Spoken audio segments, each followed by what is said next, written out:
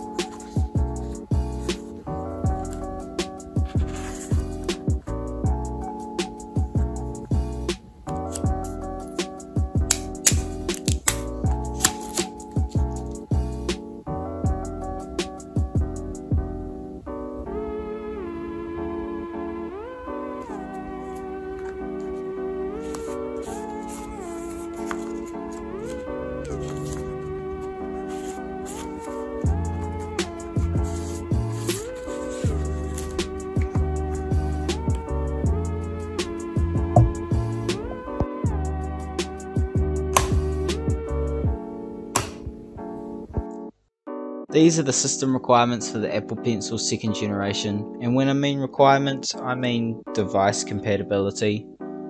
So, iPad mini 6th generation, the iPad Air 4th generation and later, iPad Pro 12.9 inch 3rd generation and later, iPad Pro 11 inch 1st generation and later. Now to talk about the pencil. The pencil is a nice slim design fitting perfectly into the average person's hand. The pencil charges off the top of an iPad. This pencil has sensors in it, so it will act like a regular pencil that you'd use on a piece of paper, except with the app I like to use called Procreate. You can decide if you'd like to use these features or not.